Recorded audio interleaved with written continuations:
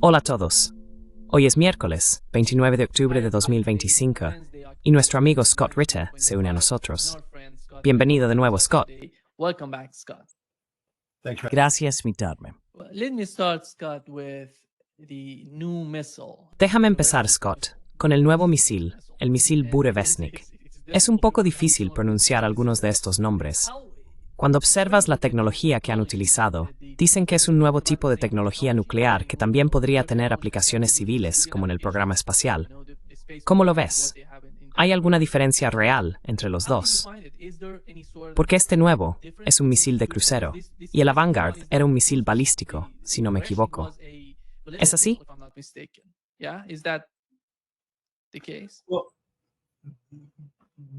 Bueno, supongo que el origen de ambos sistemas de armas parte de puntos de partida diferentes. El Burevestnik es un sistema que surgió de la decisión de Donald Trump en 2019 de retirarse del Tratado de Fuerzas Nucleares de Alcance Intermedio. En ese momento, los rusos dijeron, de acuerdo, os habéis retirado de eso, pero nosotros no vamos a desarrollar nuevos misiles de alcance intermedio. Impondremos una moratoria voluntaria a menos que despleguéis misiles de alcance intermedio en Europa. Y por desgracia, lo hicimos. Desplegamos un sistema de lanzamiento, un lanzador tipo Aegis Ashore Mark 21, que no estaba equipado con Tomahawks, aunque podría estarlo, pero sí con el misil SM-6 Typhoon.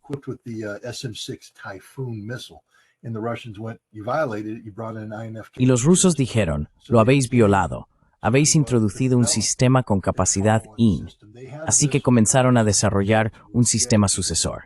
Tenían un misil, el RS-26, que se estaba desarrollando en el momento de la negociación del tratado New START. El problema era el alcance.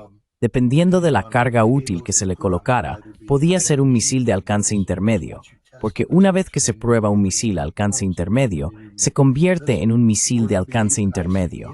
O podía ser un ICBM, es decir, un misil de alcance intercontinental.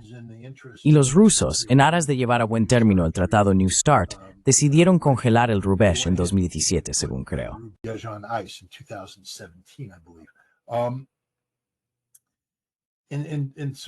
Y lo que ocurrió fue que con la operación militar especial en marcha y las amenazas de usar misiles ATACMS, los rusos decidieron pasar de la investigación y el desarrollo a la creación de un sistema operativo.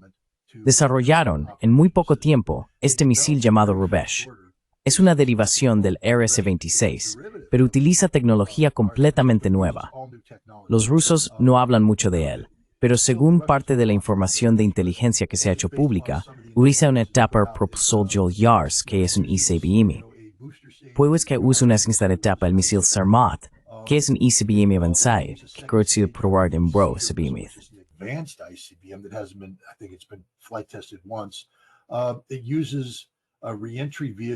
Utiliza un vehículo de reentrada adaptado de una versión moderna del sistema Yars, que tiene múltiples ojivas instaladas.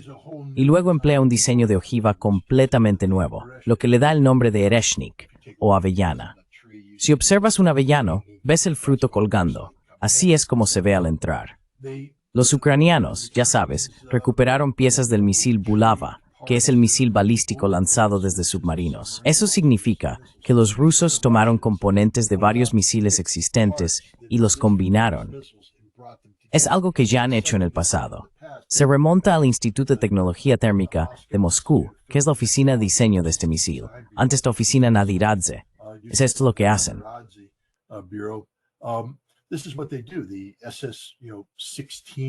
El misil SS-16 se convirtió en el SS-20, que luego se convirtió en el SS-25.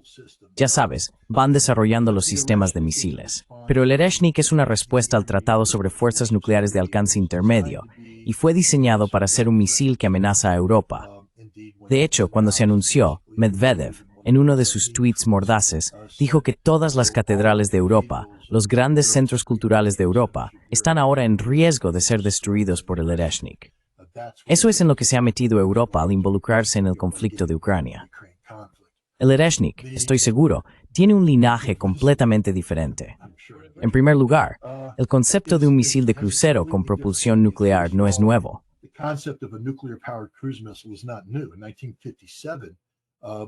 En 1957, la industria de defensa soviética emitió un requisito para un misil de crucero de propulsión nuclear.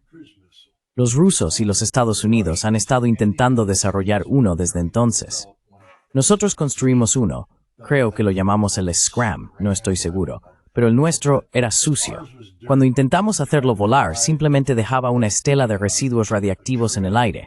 Dijimos, esto es impracticable, no tiene sentido, y dejamos de hacerlo. Los rusos continuaron durante la Guerra Fría.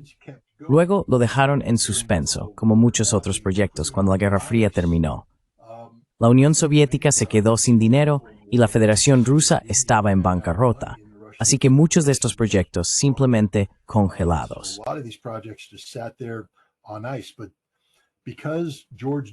Porque George W. Bush se retiró del Tratado sobre Misiles Antibalísticos en 2002, y porque Estados Unidos comenzó a desplegar sistemas de defensa antimisiles, primero el interceptor terrestre en Fort Greely, Alaska, afirmamos que es para derribar misiles norcoreanos, pero también puede derribar misiles rusos, o al menos intentarlo cuando cruzan sobre Corea del Norte. Luego instalamos el sistema Aegis Ashore Mark 41 en Polonia y Rumanía y desplegamos buques con capacidad Aegis por todo el mundo, equipados con interceptores avanzados SM-3 y SM-6. Son los mismos que utilizamos para derribar misiles iraníes o intentarlo cuando se lanzan contra Israel. Y los rusos dicen, así que construisteis el escudo antimisiles y os dijimos que no lo hicierais. Entonces, en 2018, Vladimir Putin dio una presentación en la que dijo, debido a lo que habéis hecho, no tenemos otra opción que desarrollar nuevos sistemas de armas capaces de derrotar cualquier escudo antimisiles que despleguéis.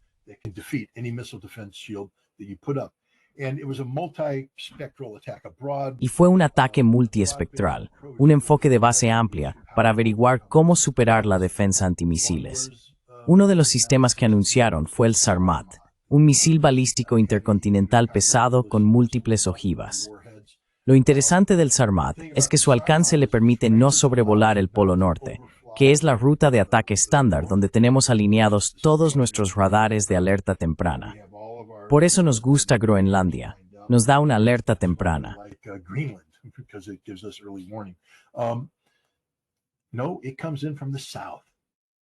No, entra desde el sur, donde no hay alerta temprana ni defensa antimisiles posible.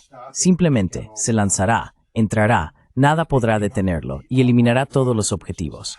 Desarrollaron el Avangard, que es un vehículo de reentrada hipersónico y maniobrable, que actualmente está equipado en el misil SS-19, un misil basado en Silo, pero también se ha instalado en el SS-27, y el Sarmat también puede transportarlo.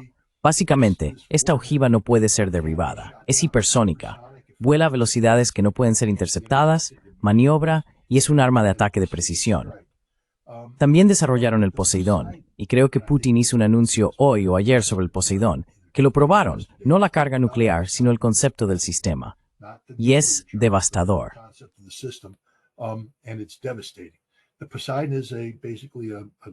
El Poseidón es básicamente un gran torpedo nuclear, con una potencia en el rango de los 100 megatones, que se lanzaría y permanecería frente a la costa de Estados Unidos o de cualquier nación con vías fluviales costeras.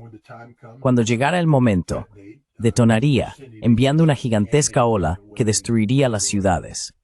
Y luego, el último sistema que Putin presentó fue el Burevestnik, el misil de crucero de propulsión nuclear. El concepto aquí es que disponen de un misil de crucero con alcance ilimitado, lo que significa que ya no tiene que ir del punto A al punto B. Puede evadir la defensa aérea, evadir la defensa antimisiles, entrar desde el sur y volar indefinidamente. También podría lanzarse desde cualquier lugar, por lo que los rusos no tendrían que tenerlo en baterías costeras cerca del objetivo.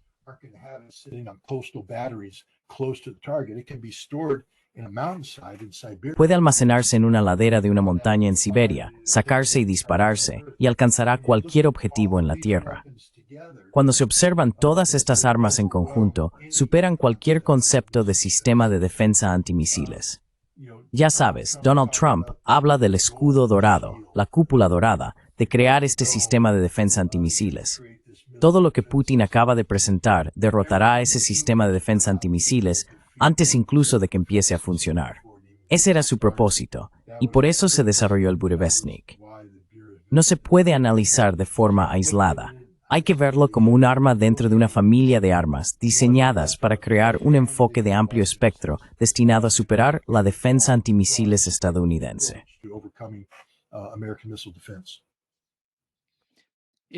¿Es eso suficiente para que Europa no escale en Ucrania? ¿Reciben el mensaje de Rusia? Europa no puede escalar en Ucrania. ¿Qué quieres decir? ¿Qué va a hacer Europa? Siempre me encanta eso. ¿Qué va a hacer Europa? Dime una cosa que Europa vaya a hacer en Ucrania. 2.000 legionarios franceses están muertos el primer día. Literalmente cruzan la línea de partida y mueren. 5 casas? ¿Dónde? ¿Qué casas? Van a construir una fábrica de casas en Ucrania. ¿Cuánto crees que durará antes de que la destruyan? No hay nada que Europa pueda hacer excepto poner más dinero en esto, y el dinero no compra mano de obra. El problema de Ucrania ahora mismo es la falta de personal, una escasez aguda de personal. Ya hay un número considerable de mercenarios allí, pero no hay tiempo suficiente. Ya no tienen el lujo del tiempo. No puedes tomarte 4 meses para entrenar un ejército de mercenarios. Quien entre ahora recibe 2 semanas de entrenamiento, lo envían al frente y muere. Eso está. Así que no hay nada que pueda hacer. Es todo movilidad. De Nepal a Oper. Thought Nepal Litainlandes.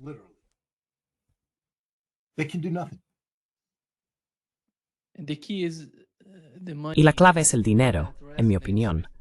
Eso es lo que resuena con Donald Trump y su administración. Por eso está intentando de alguna manera conseguir, no sabe lo que quiere. ¿Crees que está presionando a Europa? No veo que eso esté ocurriendo. Donald Trump vive en una fantasía. Ha dado por perdido este conflicto. Ha dicho, quiero decir, es la única vez que ha admitido una derrota. Pensé que podría haber detenido esta guerra, pero resultó ser mucho más difícil. Así que ya ni siquiera lo intenta. Le ha dicho a Europa, este es vuestro asunto. Este os toca a vosotros. Hacedlo. Mira, acaban de hacer, ya sabes, bajo la administración de Biden solíamos enviar una brigada acorazada a Europa para reforzarla.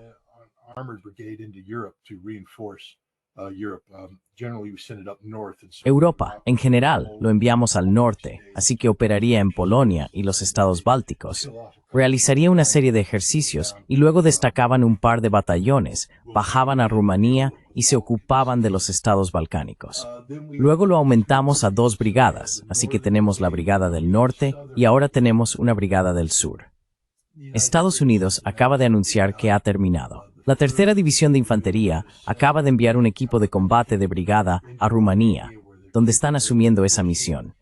Y cuando esa misión termine en 6 meses, no habrá una unidad de reemplazo. Se acabó. Hemos terminado. Está hecho. No vamos a ir a la guerra contra Rusia en Ucrania. Eso ya está decidido.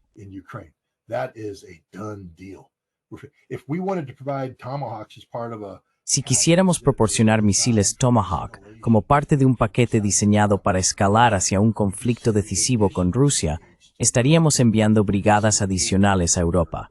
Ahora mismo nos estamos desvinculando de Europa. No queremos una guerra, y sabemos que Europa no va a entrar en una guerra. Sabemos lo que la OTAN puede hacer y lo que no puede hacer. La OTAN puede hablar y nada más. Esta guerra terminará cuando Rusia gane la guerra. Trágicamente, esa es la realidad. Los rusos acaban de poner a Trump sobre aviso.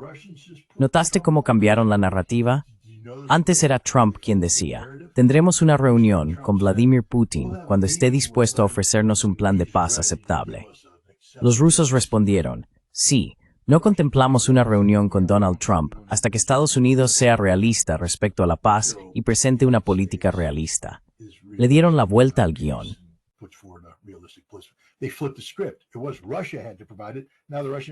Fue Rusia la que tuvo que proporcionarlo.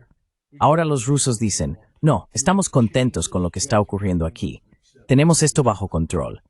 ¿Quieres cambiarlo? Tienes que venir con un plan de paz aceptable. Y ya conoces nuestras condiciones. Por eso Marco Rubio canceló la reunión, porque los rusos no iban a ceder en absoluto.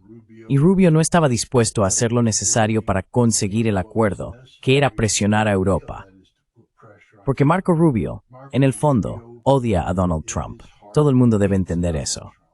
No le gusta a Donald Trump. Desprecia a Donald Trump. Cree en lo más profundo de su corazón que podría ser un mejor presidente que Donald Trump.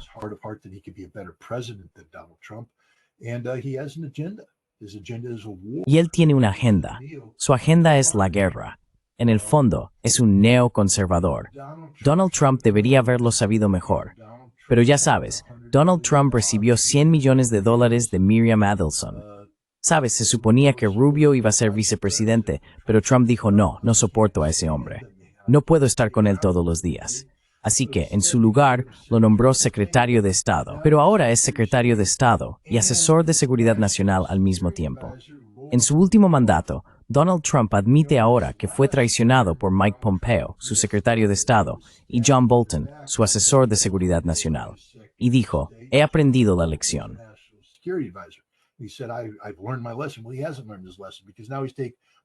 Bueno, no ha aprendido la lección, porque ahora ha tomado a Pompeo y a Bolton, los ha combinado en uno, y ese es Rubio, que lo odia, que lo traiciona a cada paso.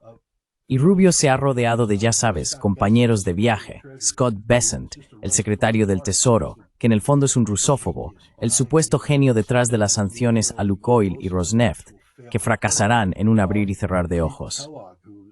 Luego está Keith Kellogg, que es, ya sabes, el susurrador de Putin, el susurrador de Zelensky, condecorado por el gobierno ucraniano por hacer lo que el gobierno ucraniano quiere. Y es el hombre que, ya sabes, le susurra a Donald Trump. Rubio es el enemigo de la paz, y Donald Trump está permitiendo que esto ocurra. Scott, you've been to Russia. Scott, has estado en Rusia, y hemos hablado de eso. Donald Trump dijo que la gente hace cola en las gasolineras en Rusia. Hablé con John Helmer, y me dijo que eso podría ocurrir por algún tipo de mala gestión, pero que no es un problema sistemático en Rusia. Pueden, ya sabes, sacar una foto de una cola en algún lugar de Rusia, pero eso no tiene mucho sentido cuando se observa la situación general, la condición interna del país. ¿Qué falla en la mentalidad de la OTAN y en lo que intentan transmitirle a Donald Trump en términos de información e inteligencia? ¿Qué hay de malo en eso, teniendo en cuenta que tú fuiste a Rusia y lo viste de primera mano?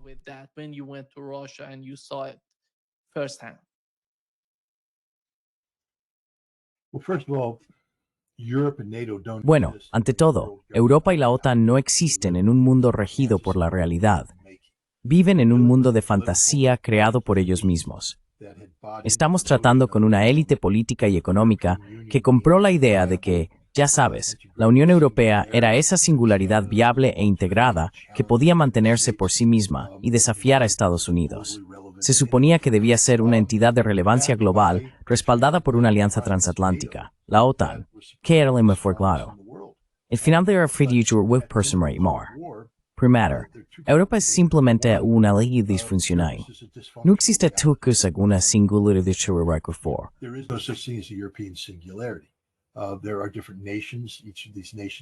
Hay diferentes naciones, y cada una de ellas tiene sus propias prioridades. Hay una Europa del Este, una Europa del Oeste, una Europa vieja, una Europa nueva, una Europa del Norte y una Europa del Sur. Todas son diferentes y no se están uniendo. Incluso cuando la Unión Europea estaba relativamente sana, piensa en la crisis griega si la recuerdas, la diferencia entre los dos bancos competidores, las políticas liberales de París y las políticas conservadoras de Alemania, no llegaron a centrarse. Ese fue cuando la Unión Europea estaba sana. Hoy día, la Unión Europea es mala. That's it down mountain view thing. These two great banks, they don't work anymore. The French bank is busted, the German bank is broken. El banco francés está en quiebra. El banco alemán está arruinado. Ya no existe un sistema bancario en Europa. Simplemente se inventan las cosas sobre la marcha. Pero estas élites políticas no pueden admitir la derrota, porque en cuanto un político la admite, es reemplazado. Así que tienen que seguir mintiendo a la gente. ¿Qué ocurre cuando tienes problemas internos? Buscas fuentes externas. La OTAN no puede mantenerse a menos que exista una amenaza. Así que empezamos a expandir desde el principio, en los años 90, cuando Rusia era débil. La idea era, vamos a considerar a Rusia como una amenaza potencial.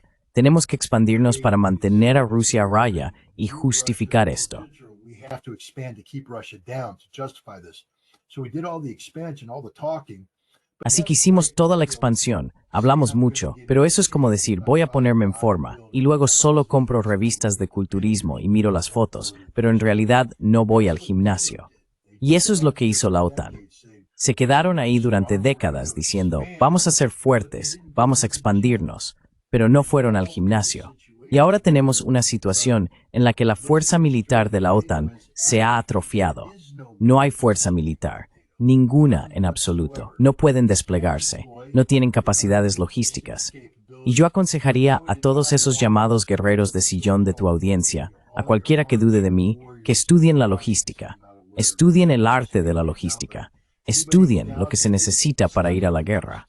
Study the art of logistics. Study what it takes to go to war. You'll understand why people say that, tactics. Entenderás por qué la gente dice que la táctica es cosa de aficionados. Las guerras se ganan con la logística. Ahí es donde está tu genialidad. Estudia la logística francesa. Estudia el último gran ejercicio logístico francés. ¿Cuántas tropas pudieron mover? ¿A qué distancia? ¿Y cómo pudieron mantenerlas? Y de repente te das cuenta de que la idea de que Francia envíe una fuerza expedicionaria a Europa, a Ucrania, es una broma absoluta, porque no pueden hacerlo. La única nación que tiene capacidades logísticas sostenibles a nivel global son los Estados Unidos de América. Lo hacemos mejor que nadie en el mundo, y nos estamos preparando para desvincularnos de Europa.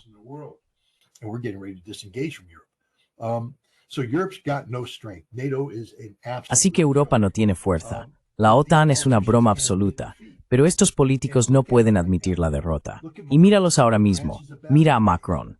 Francia es un desastre. Mira a Scholz. Alemania se está derrumbando económicamente mientras hablamos. Mira a cada nación. Mira a Starmer. Incluso Italia está teniendo problemas. Así que Europa no está sana. Estamos asistiendo al colapso de la Unión Europea. Ya hemos visto profundas fracturas dentro de Europa, y solo van a empeorar. Fracturas económicas, fracturas políticas, y la propia OTAN es incapaz de tomar una decisión unificada. Es una organización disfuncional que ahora mismo está siendo, ya sabes, llevada de la nariz por los bálticos y los polacos.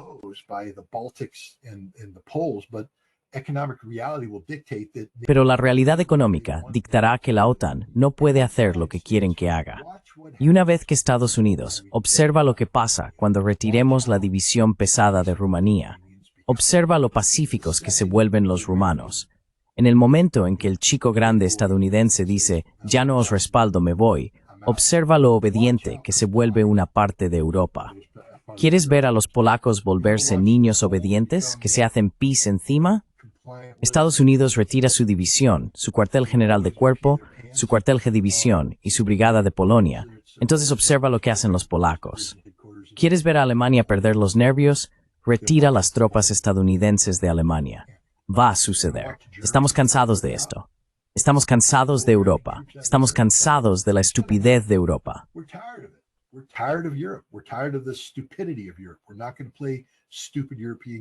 No vamos a jugar a esos estúpidos juegos europeos. Pero va a suceder gradualmente. No podemos hacerlo de forma precipitada. Lo que estamos viendo ahora mismo es el fin de Europa, tal y como la conocemos. Europa seguirá existiendo geográficamente, pero demográficamente, ¿qué es Europa hoy en día? Con la alta tasa de inmigración actual, ¿qué define a un país europeo? ¿Son los alemanes realmente alemanes? ¿Los suecos suecos? ¿Los franceses franceses? ¿O es esta amalgama de etnias que han llegado y no comparten los mismos valores culturales? ¿Qué significa ser francés hoy? Antes significaba que eras más o menos católico romano y tenías los valores clásicos franceses. Hoy puedes ser musulmán y no tener nada en común con los reyes franceses del pasado.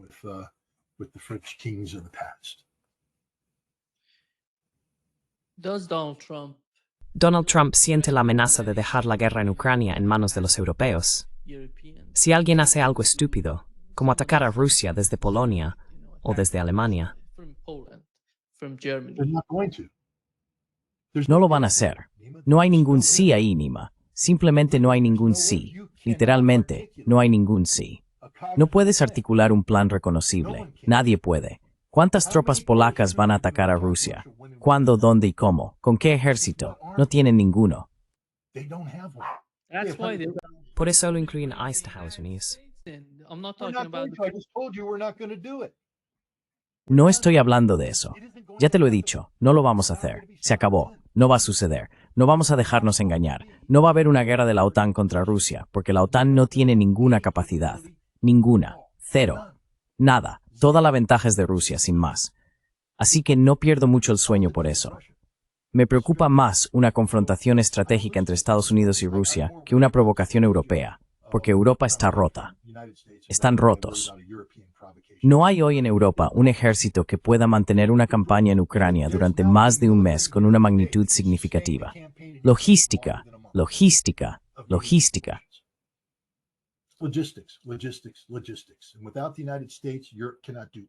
Y sin Estados Unidos, Europa no puede hacer nada, nada.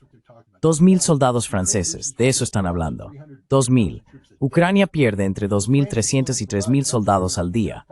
Así que Francia está dispuesta a proporcionar suficientes tropas para sacrificarse en el campo de batalla durante menos de 24 horas. Y ya está. Ese es el compromiso francés. ¿Y Rusia va a perder el sueño por esto? No, no va a pasar nada por parte de la OTAN. Cuando los drones entraron en Polonia, ¿cuál fue la respuesta alemana? 2 Typhoon. 2. Los Países Bajos enviaron ¿qué? Gran Bretaña los hizo volar. Eso es todo. ¿Quieres saber por qué? Porque desplegar aviones es una capacidad expedicionaria.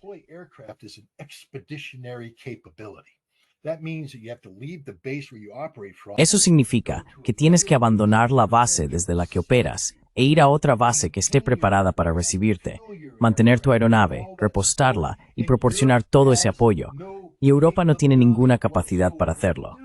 No puedes simplemente coger un escuadrón francés y volar a un aeródromo polaco para operar desde allí, a menos que tengas la infraestructura francesa instalada. No existe. Ese es el defecto fatal de la OTAN. Antes había interoperabilidad. En la década de 1980, la OTAN estaba diseñada para ser una fuerza interoperable, de modo que una base de la OTAN era como otra base de la OTAN, y así sucesivamente. Si tenías que trasladar un escuadrón de F-15 de Spangdahlem a Bitburg, podías hacerlo sin pestañear. Los alemanes podían desplegar F-4 en cualquier base porque la infraestructura existía. Nos entrenábamos para hacerlo.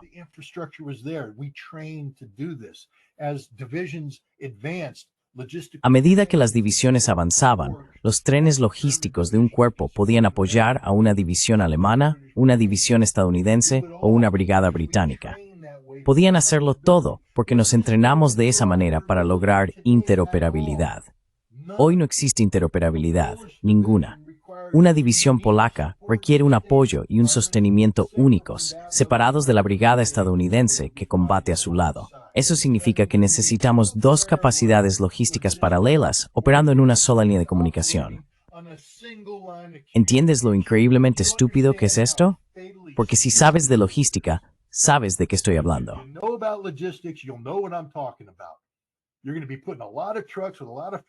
Vas a poner muchos camiones con mucho combustible y mucha munición en una sola carretera y todos van a morir. Cuando eso ocurra, las tropas desplegadas en primera línea se quedarán sin combustible, sin munición y serán aniquiladas. Esta es la realidad de esta guerra. Para que la OTAN luche contra Rusia, tiene que pasar por Ucrania para llegar a Rusia. No llegarán allí, morirán antes de llegar. Esta es la realidad. La OTAN es una broma. No se entrenan para hacer esto y no tienen tiempo para entrenarse para hacerlo.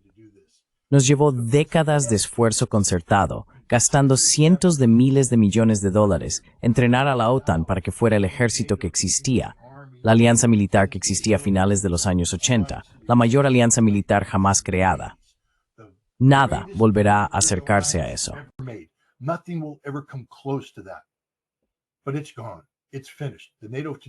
Pero eso se acabó. Está terminado. La OTAN de hoy no es eso. No pueden hacerlo. No tienen esa capacidad y nunca van a poder reconstruirla, porque todo dependía de los grandes Estados Unidos de América. Cuando teníamos 300.000 soldados desplegados en Alemania Occidental, cuando teníamos bases militares por toda Alemania Occidental, esas ya no existen hoy. Tenemos 30.000 soldados en Alemania. Vamos, hombre. Teníamos 300.000 y podíamos desplegar inmediatamente en 10 días otros 250.000. Ya teníamos el equipo preposicionado en Alemania. Todo lo que teníamos que hacer era volar a las tropas, emparejarlas con el equipo.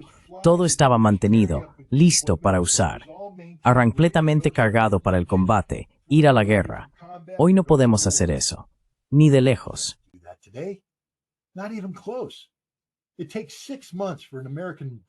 Se necesitan 6 meses para que una brigada estadounidense reciba su orden de advertencia, cargue en los barcos y navegue hasta Hamburgo. Luego descargan y quedan atrapados en el sistema ferroviario porque no se pueden cruzar las fronteras fácilmente. No hay control aduanero allí. Todavía no han resuelto eso. Los puentes, el ferrocarril, nada puede soportar tráfico militar hoy en día. Nada. Antes todo estaba diseñado para soportarlo. Hoy nada lo soporta. Es una broma trágica absoluta. Así que la gente debe dejar de atribuir a la OTAN capacidades que simplemente no existen. No me importa cuántas veces un ministro de defensa belga quiera sacar pecho y decir tonterías. Solo hay un ejército en Europa hoy capaz de luchar contra los rusos, y es el ejército ucraniano, y los están masacrando a un ritmo de entre 2.300 y 3.000 al día.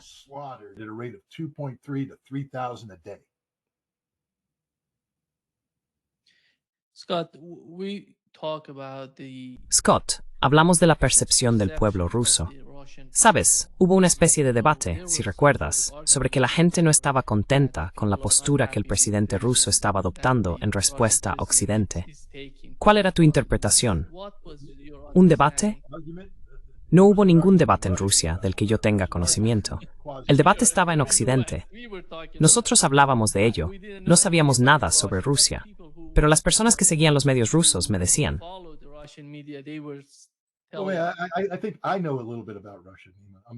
Creo que sé un poco sobre Rusia. No voy a aceptar la idea de que no sé nada al respecto. Me siento bastante cómodo con mis conocimientos sobre Rusia. Diablos, mucho más cómodo con las conclusiones a las que he llegado que escuchando, por ejemplo, a Gilbert Doctorow, o a Roberts, o a esos otros detractores. Dejémoslo lo más claro posible, clarísimo. Rusia es una nación que tiene prensa libre. Sé que eso sorprenderá a mucha gente, pero existe una blogosfera, personas escriben blogs, y al igual que nomólogos occidentales, buscan clics, quieren visitas.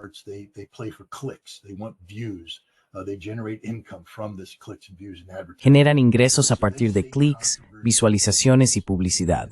Así que dicen cosas controvertidas. Han construido su reputación siendo críticos con lo que ocurre en la operación militar especial. Muchas de estas personas estaban alineadas con Prigozhin y simpatizaban con los, ya sabes, argumentos exagerados que él hacía al condenar a Shoigu y Gerasimov. Resultó que Shoigu y Gerasimov en realidad sabían lo que hacían para librar una guerra, y fue Prigozhin quien resultó ser el villano y el idiota, y quienes lo apoyaban y eran igualmente idiotas. También hay un grupo de empresarios. De nuevo, ya sabes, no hablaré, digámoslo así.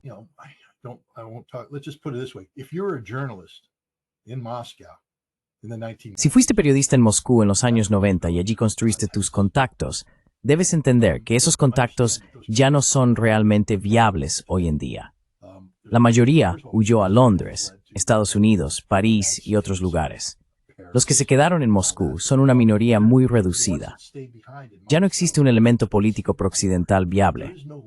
Antes de la operación militar especial, quizá entre un 15 y un 20%, especialmente en Moscú y San Petersburgo, se oponía en silencio a las políticas de Vladimir Putin y apoyaba en secreto la agenda reformista de Navalny.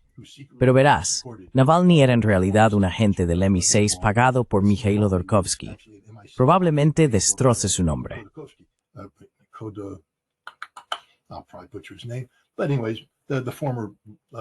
De todos modos, el antiguo oligarca que fue arrestado por Putin porque se metió en política, lo metieron en la cárcel, Khodorkovsky o algo así.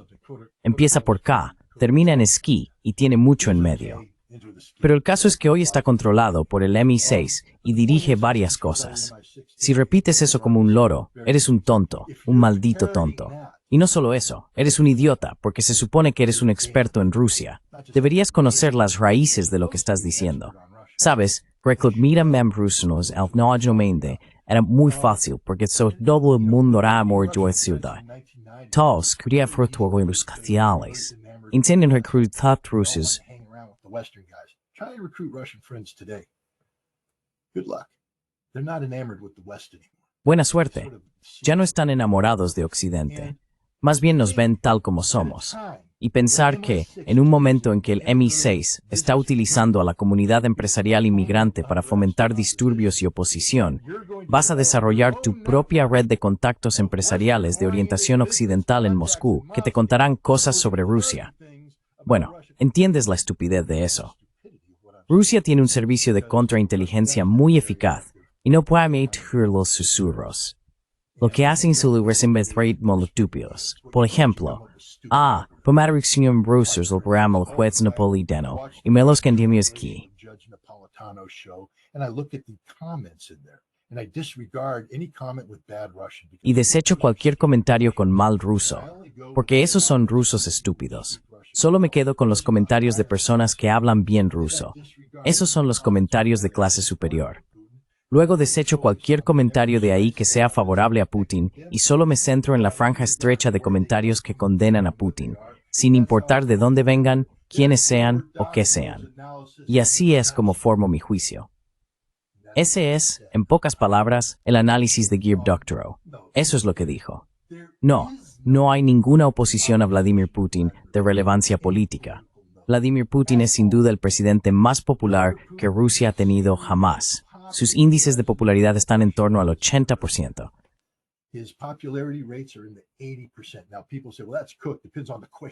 Ahora la gente dice, bueno, eso está manipulado. Depende de la pregunta que hagas.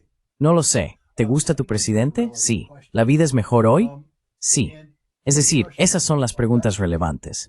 Y el pueblo ruso lo eligió, lo reeligió recientemente, con un porcentaje muy alto, en un momento de guerra, cuando la guerra no iba necesariamente bien.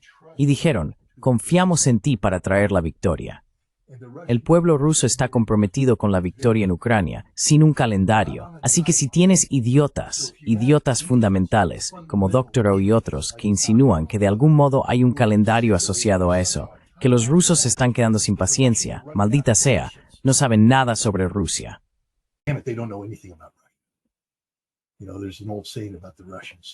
Sabes, hay un viejo dicho sobre los rusos, lentos para enganchar, rápidos para cabalgar. Los rusos son pacientes. No hay una oleada de antiputinismo allí. Cuanto más se prolonga esta guerra, una cosa que escuché de cada ruso con el que hablé, fue, queremos la paz, pero primero la victoria. Queremos la paz, pero primero la victoria. Y cuando preguntas, bueno, ¿cuándo queréis la victoria? La victoria llegará cuando tenga que llegar. Y si no dices eso, entonces no estás reflejando a la gran mayoría del pueblo ruso. Y para todos esos tipos que insinúan que de alguna manera hay un movimiento de base de cuasi intelectuales en Rusia que están hartos de Putin y liderando algo, es una completa tontería. It's 110% bullshit.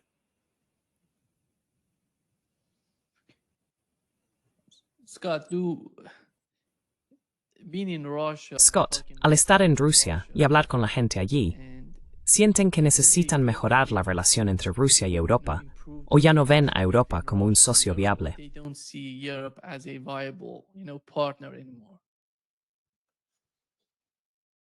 hasn't been too long since Russia and Europe had viable. Sabes, no ha pasado tanto tiempo desde que Rusia y Europa mantenían relaciones económicas viables. 4 años. Y mentiría si dijera que no existe cierto afecto hacia Europa entre la gente.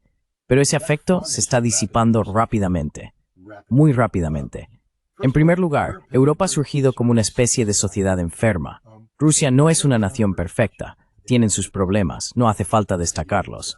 Pero, ya sabes, para una nación que presume de grandes valores familiares, ¿por qué hay tantas madres solteras? Hay problemas en Rusia, como los hay en todas partes, pero los rusos son conscientes de sus problemas. Te lo digo, no puedo caminar por las calles de París a medianoche al azar y sentirme sin miedo.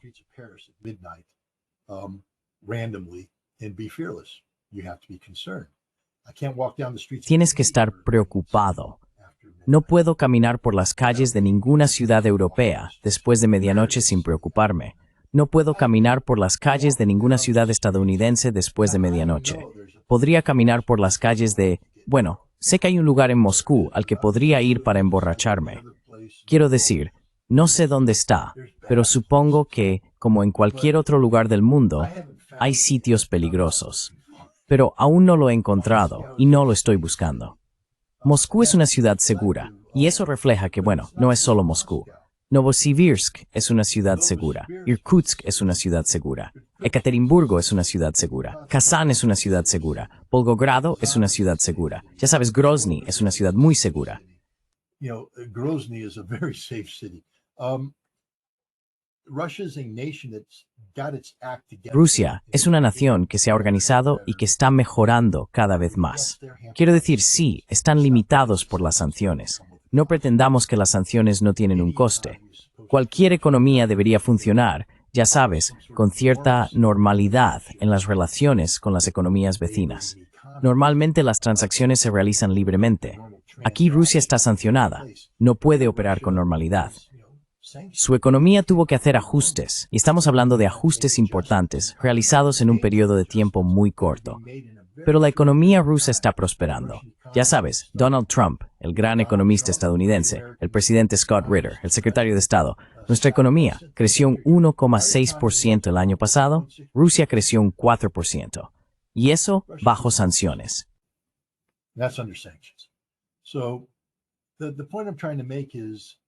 Así que el punto que intento destacar es que el pueblo ruso desearía mantener buenas relaciones con Europa, pero ya no siente que las necesite. De hecho, estuve en el Hotel Metropole, y por un breve y brillante momento fue como la Rusia de antaño, porque el Metropole estaba lleno de ojos redondos. Ya sabes, gente blanca de Europa y América que venía a Rusia como solíamos hacerlo en los viejos tiempos. Los europeos y los estadounidenses venían a Rusia para reunirse con los rusos, y todo era estupendo. El hotel parecía sacado de los buenos tiempos. Y luego, uno a uno, los ojos redondos se fueron. Recuerdo que fui a desayunar en mi última mañana allí. Yo era el último ojo redondo en el Metropole. Todos chinos. Cada mesa estaba ocupada por delegaciones chinas. Y eso, quiero decir, es Moscú. Los chinos están allí.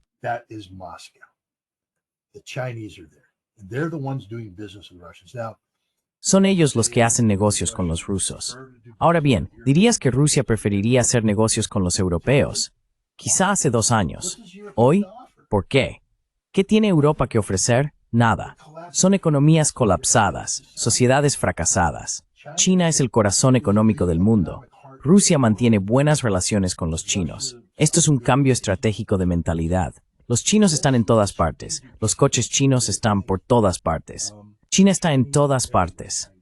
Y toda esa gente que intenta decir, bueno, los chinos no producen cosas buenas, producen cosas muy buenas. Sus productos funcionan, son de alta calidad, y Rusia se está acostumbrando a eso. Hubo un tiempo en que los rusos preferían morir antes que comprar algo que dijera hecho en China. Hoy están encantados de comprar algo hecho en China porque es de buena calidad.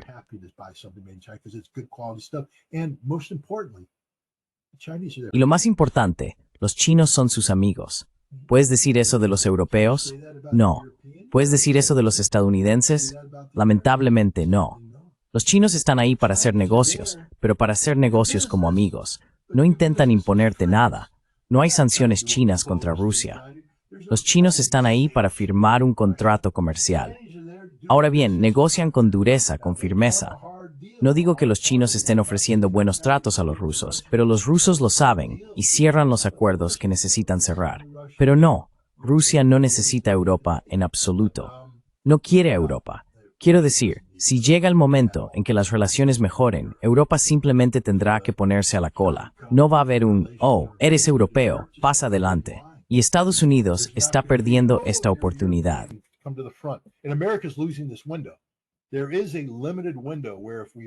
Hay una ventana limitada en la que, si mejoramos las relaciones con Rusia, podríamos ser invitados a estar al frente de ciertas filas.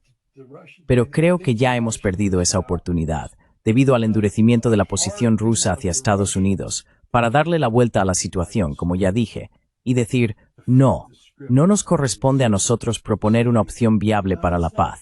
Os corresponde a vosotros. Y hasta que no lo hagáis, no queremos reunirnos con vosotros. Esa es una nueva realidad. Es un endurecimiento de su postura. Refleja el hecho de que Rusia no necesita a Estados Unidos. Y acabamos de demostrarlo. Sancionamos a sus dos mayores productores de petróleo. ¿Ese es un acto de amistad? ¿Es algo que vaya a hacer que los rusos digan, ¿realmente queremos hacer negocios con vosotros? No. Rusia quiere hacer negocios con el pueblo chino.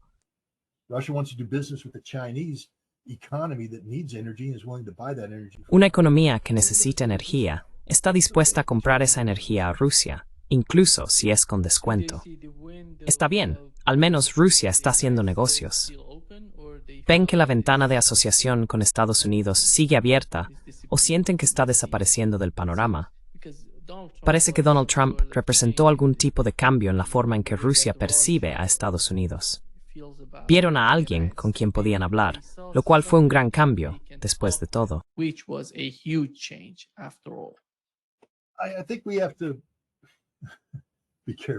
Creo que debemos ser cautelosos aquí. Los rusos son muy pragmáticos, muy realistas. Cuando hablé con Anatoly Antonov, que era el embajador ruso en Estados Unidos, solíamos almorzar de vez en cuando. Y lo único que dijo cuando hablaba de la política estadounidense fue, realmente no nos importa quién gane. Lo que queremos es previsibilidad. Quien quiera que gane, que sea previsible, porque así sabremos de dónde vienes. Sé previsible a nuestro favor o sé previsible en nuestra contra. Pero, en cualquier caso, elaboraremos una política en respuesta que nos permita hacer planificación estratégica y cosas por el estilo. Lo que no queremos es imprevisibilidad. Pues bien, Donald Trump es literalmente lo más imprevisible que les ha ocurrido en política.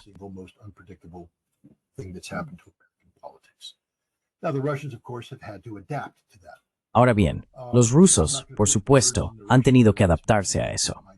No voy a poner palabras en boca del gobierno ruso, no es mi trabajo. Ellos pueden hablar por sí mismos. Diré esto. Según lo que he interpretado, los rusos han dicho lo que era necesario decir para crear el potencial de unas mejores relaciones entre Estados Unidos y Rusia. Pero no han cambiado de manera fundamental nada en cuanto a cómo hacen negocios o cómo operan. Así que, aunque hablaron de crear la oportunidad para unas relaciones más estrechas, el hecho de que Estados Unidos no haya sabido aprovecharla no ha tenido ningún impacto significativo en Rusia, porque Rusia no cambió ninguna de sus realidades fundamentales subyacentes.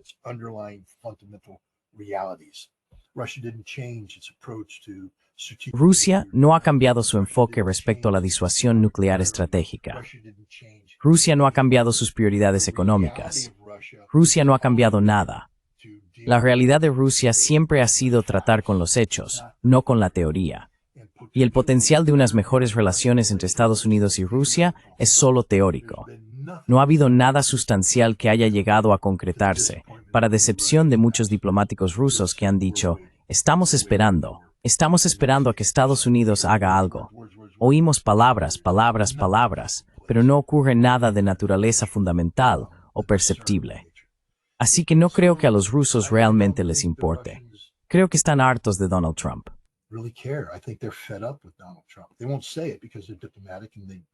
No lo dirán porque son diplomáticos y siempre esperan unas relaciones mejores.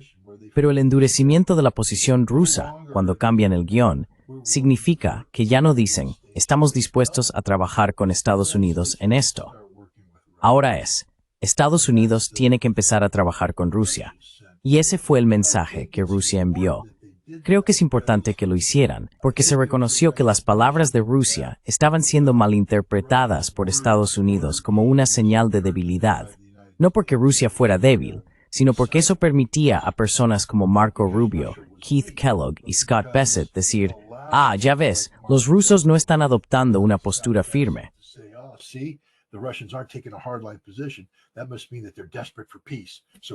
Eso debe significar que están desesperados por la paz. Así que solo tenemos que redoblar los esfuerzos.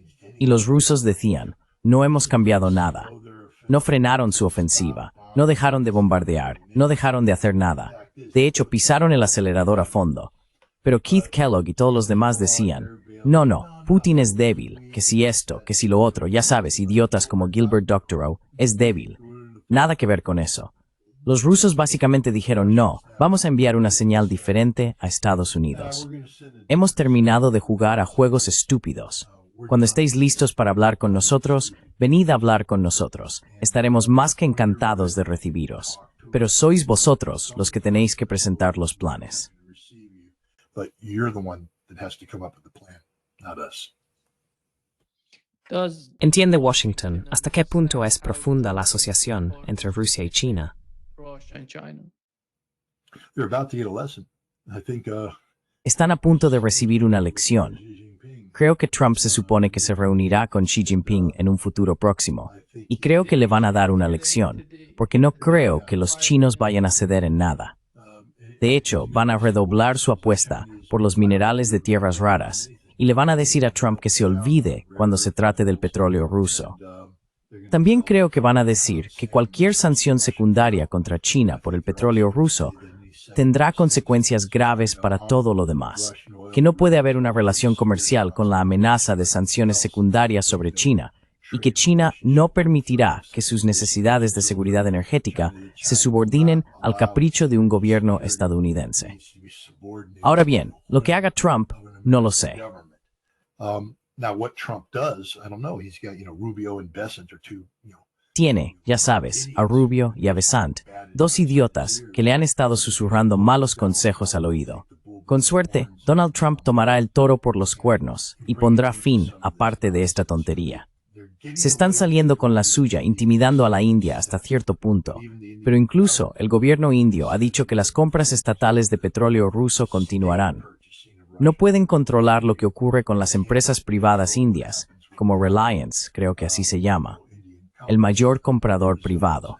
Ya sabes, lo han dejado en suspenso porque están nerviosos por las sanciones secundarias. La India no tiene la misma influencia sobre la economía estadounidense que tiene China.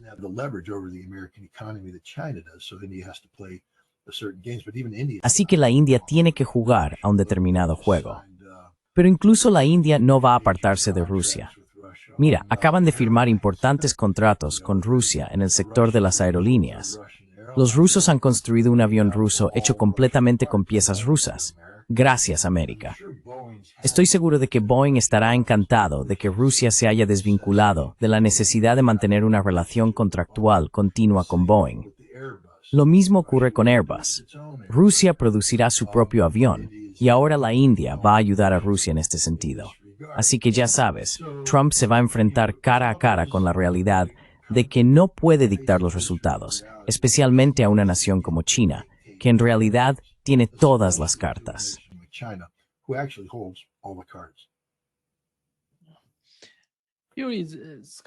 Esto es lo que dijo el viceministro de Asuntos Exteriores ruso, Sergei Ryabkov, sobre la situación, la asociación, el tipo de relación entre Irán y Rusia.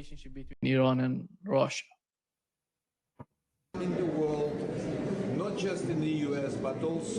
No solo en Estados Unidos, sino también en Europa, dentro de la Unión Europea, utilizan esto como pretexto para el acoso, para el uso del poder militar contra Irán, lo cual condenamos enérgicamente. Estamos mano a mano, hombro con Irán, y así seguirá siendo en el futuro. Agradecemos mucho todo el apoyo que recibimos de Irán, tanto político como de otro tipo. Es algo importante en este momento tan difícil.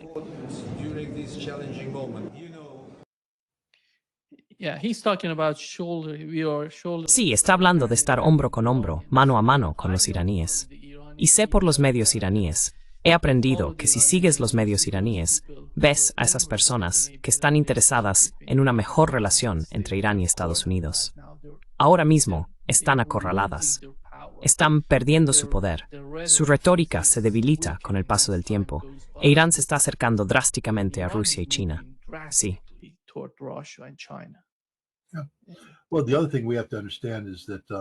Lo otro que tenemos que entender es que durante la guerra de 12 días fue Irán quien no logró ratificar el acuerdo marco estratégico con Rusia.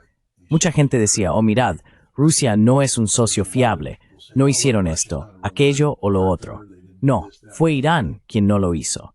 Lo cual fue confirmado, por cierto, por uno de los principales funcionarios iraníes.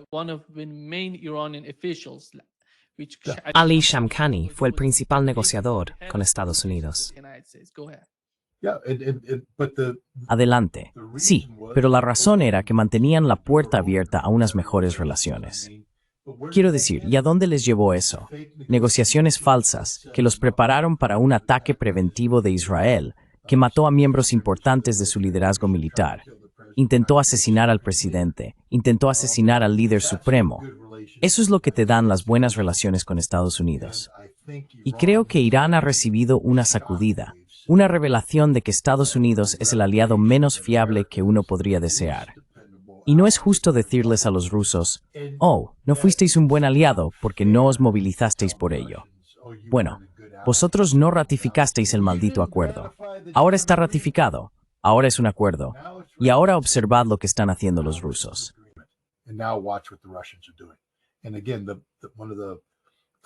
Y de nuevo, uno de los ejemplos más claros de esto es que, debido a que los iraníes no actuaron a tiempo, Rusia ahora está intentando ponerse al día. La idea es cómo fortalecer a Irán hasta el punto de que exista una disuasión efectiva contra los ataques continuos de Israel y Estados Unidos. Una de las principales debilidades de Irán era su poder aéreo, cazas modernos capaces de un enfrentamiento significativo.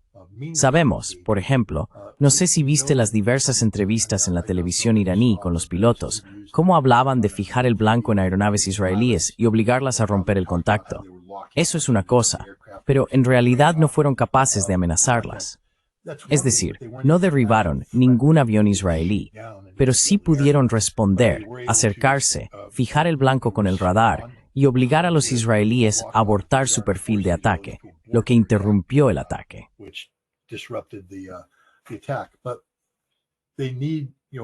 Pero necesitan una clase de aeronaves mejor.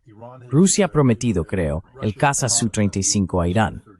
Pero, ya sabes, no basta con chasquear los dedos y hacer que eso ocurra. Se necesita formación y preparación. Existen realidades de producción. Y el Su-35 es un avión que ahora está muy solicitado debido al conflicto en Ucrania, etc. Pero Rusia está colaborando con los iraníes para llevar el Su-35 allí. No quieres desplegar prematuramente un recurso tan caro en un país solo para que lo destruyan en la pista, se estrelle en un mal ejercicio de entrenamiento o lo derriben porque aún no saben utilizar completamente el avión. Lo que sí hizo Rusia fue proporcionar avanzados aviones MiG-29 de escuadrones de primera línea rusos.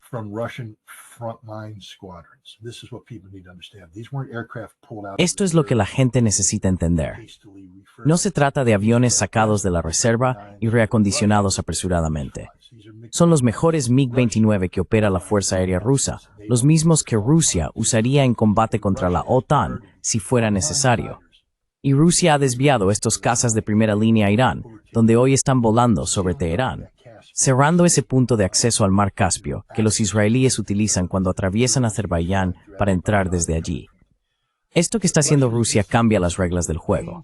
Rusia es un buen aliado. Ahora, Rusia e Irán, por lo que parece, han finalizado esa nueva ruta comercial de la que hablan, desde San Petersburgo hasta Chabahar o Bandar Abbas.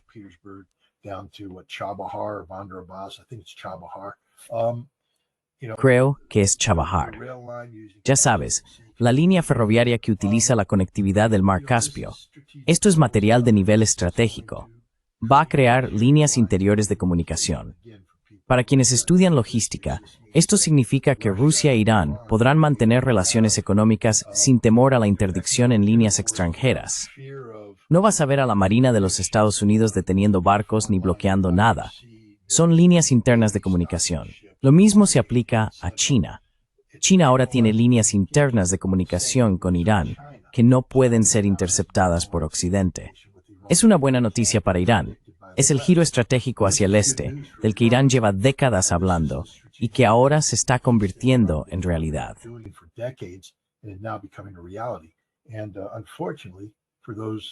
Y, lamentablemente, para esas personas, sabes, no puedo condenarlas. Soy estadounidense, me encantaría tener buenas relaciones con Irán, y no puedo condenar a los iraníes por querer buenas relaciones con Occidente.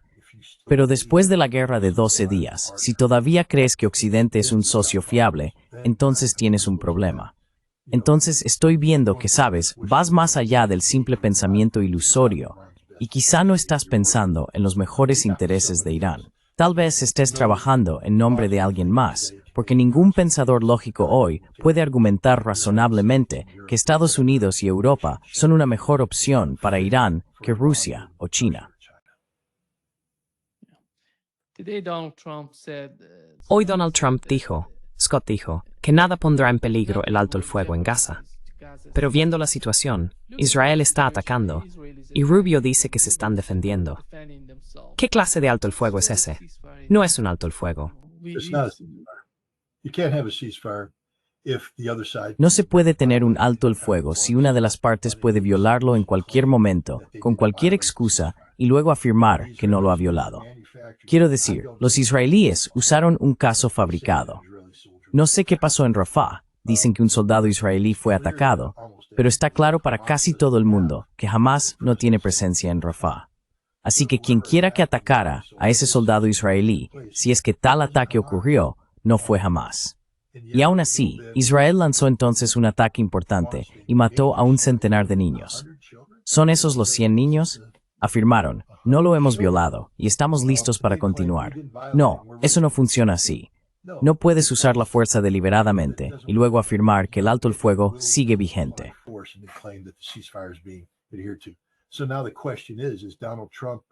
Así que ahora la pregunta ¿es Donald Trump un participante consciente de esta mala conducta por parte de Israel o va a responsabilizar a Israel?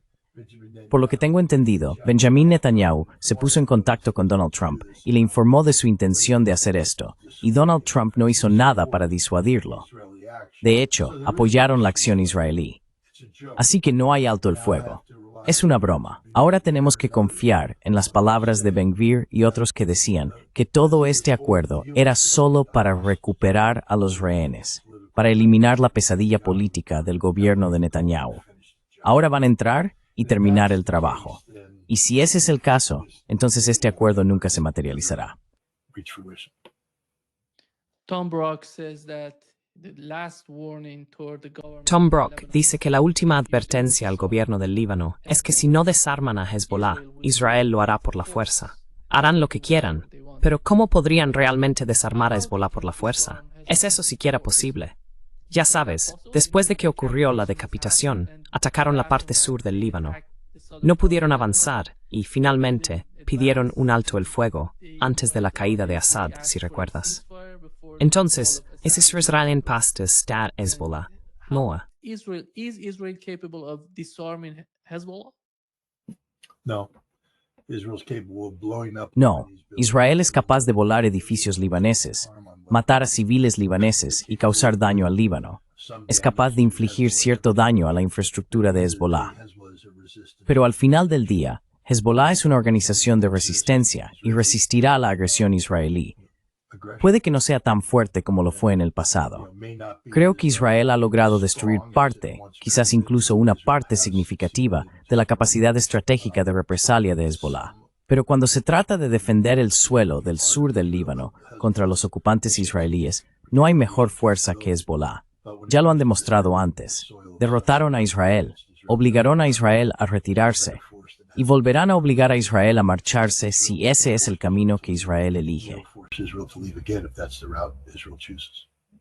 Do you think Tom Brock is one of the people who ¿Crees que Tom Brock es una de las personas que realmente reflexionan sobre las políticas de Estados Unidos en Oriente Medio o simplemente repite lo que le han dicho?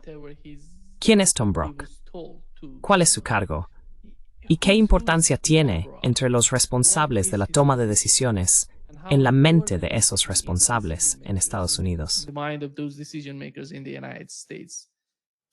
Tom Barak is a businessman who Tom Barak es un empresario que fue nombrado, creo, embajador en Turquía.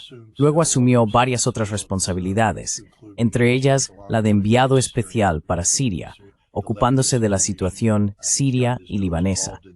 También se ha metido en el conflicto entre Armenia y Azerbaiyán, así que ha adoptado una especie de papel de zar regional.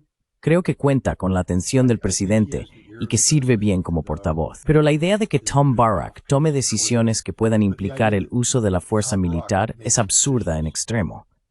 Tom Barak no es un responsable de la toma de decisiones.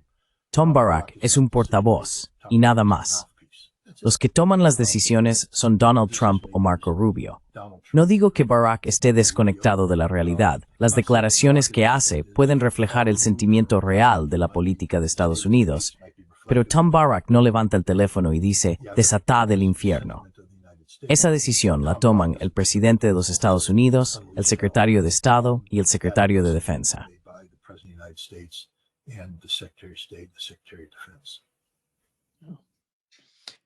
Thank you so Muchas gracias, Scott, por estar con nosotros hoy. Siempre es un gran placer. as always. Well, thanks for having me. Gracias, invitarme.